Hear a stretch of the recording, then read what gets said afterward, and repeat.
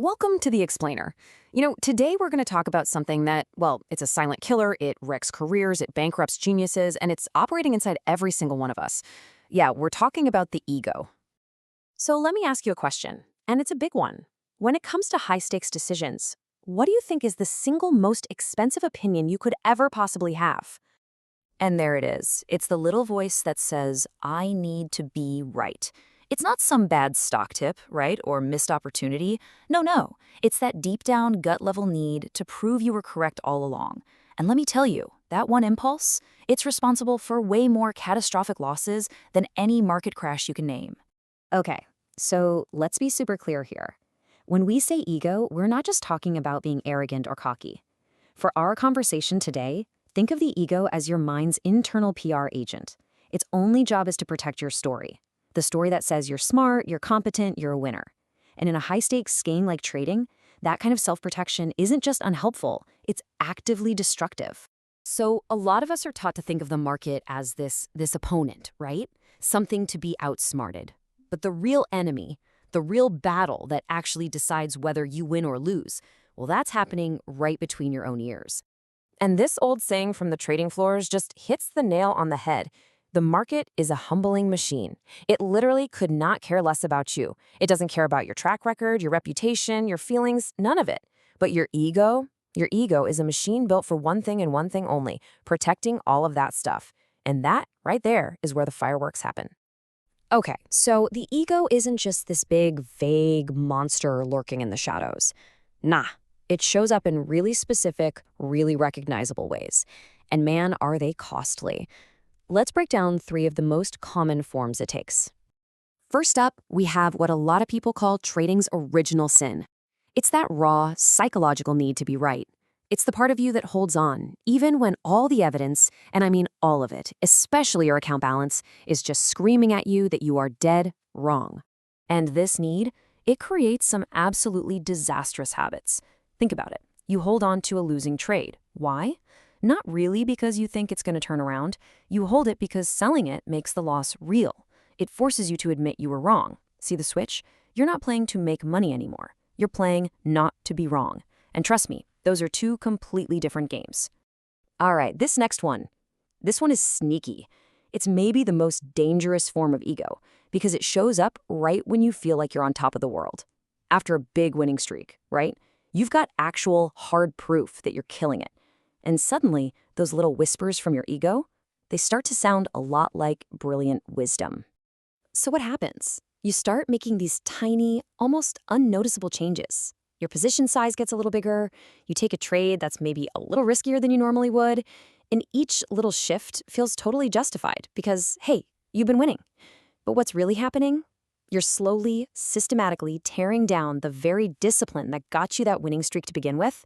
You're basically building a bomb, piece by piece, that's just waiting for the market to change before it detonates. And then, of course, we have the purest, most raw form of ego out there, revenge trading. This is what happens when you take a loss and it doesn't feel like data, it feels like a personal insult. It feels like the market slapped you in the face.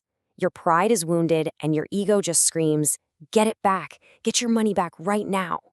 It's this primal, totally irrational urge to fight back. It's literally like trying to pick a fist fight with a hurricane. You just can't win.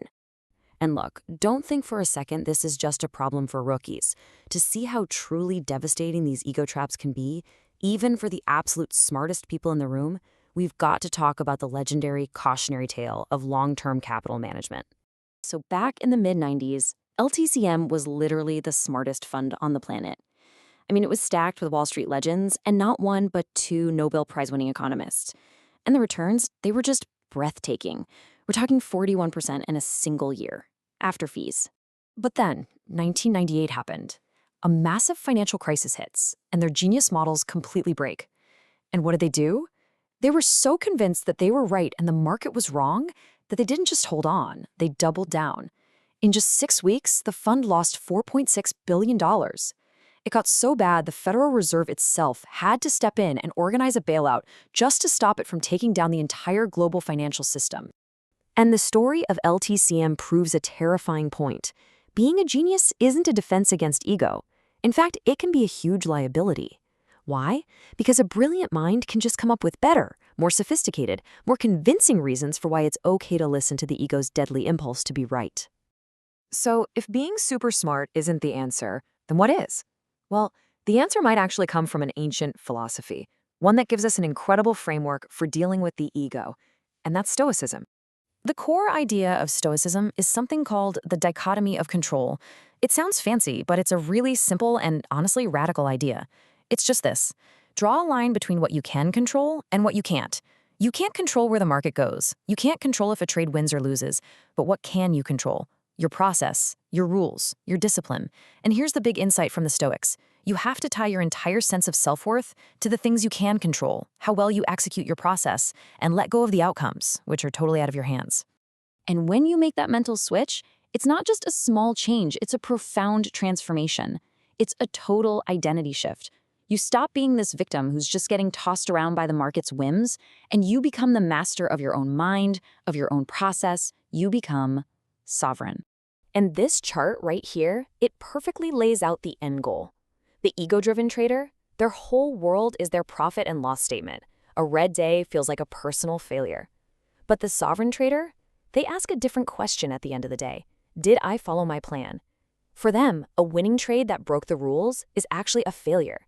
And a losing trade that perfectly followed the plan, that's a success. You see, your identity completely detaches from winning and losing, and it gets tied to discipline. You know, the Stoic philosopher Epictetus put it perfectly. He said, first say to yourself what you would be, and then do what you have to do. It all starts with deciding who you want to be. And that journey, from being driven by your ego to being driven by your process, that's the real work. That's the core of achieving any kind of lasting mastery. So that leaves us with one final thought to chew on. The real battlefield is your own mind. And in that battle, your ego can be one of two things. It can be the tyrant general, ruling you through fear and pride. Or it can be a disciplined soldier that serves a higher, wiser purpose. And every single day, with every single decision, you are the one who decides which it's going to be.